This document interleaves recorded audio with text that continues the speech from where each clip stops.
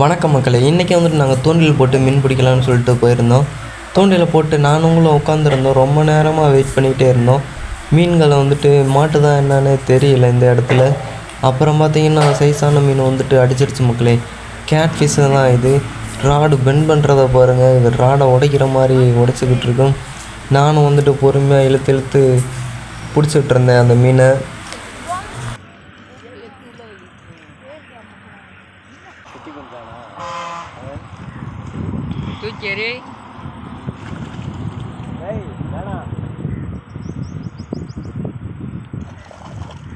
இப்போ மீனை தூக்கி வெளியே போடும்போது ராடு பெண்டாகிறத பாருங்கள். சரியான பெண்டாகுது. ஆனால் ராடு வந்துட்டு பவர்ஃபுல்லான ராடு போல், அன்பிரேக்கபிள் ஹெவியில். நானும் அந்த கேட்ஃபிஷை வந்துட்டு கரையேற்றிட்டேன் மக்களை. இதே போல் வீடியோஸ்லாம் நீங்கள் பார்க்கணுன்னா சப்ஸ்கிரைப் பண்ணி வச்சுக்கோங்க. முதல் மீனை வந்துட்டு நம்ம வெற்றிகரமாக பிடிச்சாச்சு. அடுத்து வந்துட்டு செகண்ட் மீன் பிடிக்கிறதுக்காக நம்ம போட்டு வெயிட் பண்ணிவிட்டு உட்காந்துருப்போம். செகண்ட் மீன் வந்துட்டு கூடிய சீக்கிரத்தில் மாட்டிருக்குன்னு நினைக்கிறேன். மாட்டிடுச்சு மக்களை. நெக்ஸ்ட்டு மீனை வந்துட்டு நம்ம ரொம்ப ஃபைட்லாம் கொடுக்கல. ஆனால் அதோட சைஸ் பெரிய மீன் தான். ஆனால் இது அவ்வளோ ஃபைட்லாம் கொடுக்கல. அது பாட்டில் மாட்டோடனே அதாவே கரை பக்கம் வந்துருச்சு. நானும் கிருட்டுன்னு சுற்றி இழுத்துட்டேன்.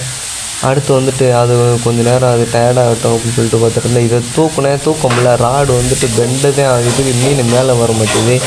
அப்புறம் லைனை பிடிச்சி நான் வந்துட்டு மேலே ஏற்றிட்டேன். மேலே ஏற்றி போட்டு பாருங்கள்.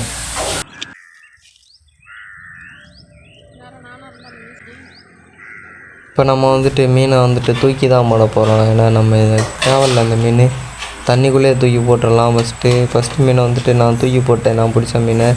அடுத்து இன்னொன்று நான் பிடிச்ச மீன் தான் நம்ம ஃப்ரெண்டு வந்துட்டு தூக்கி போடுறேன் அப்படின்னு சொன்னால், சரி தூக்கி போட்டு விடு, உயிரோட உன் பேரை சொல்லி வாழட்டும் அப்படின்னு சொல்லிட்டு நானும் சொல்லிகிட்டு இருந்தேன். பையன் வந்துட்டு தண்ணிக்குள்ளே சைஸாக மூவ் பண்ணால் அதுவும் சைஸாக மூவ் பண்ணி கிளம்பிருச்சு. இந்த வீடியோ பிடிச்சா லைக் பண்ணிடுங்க.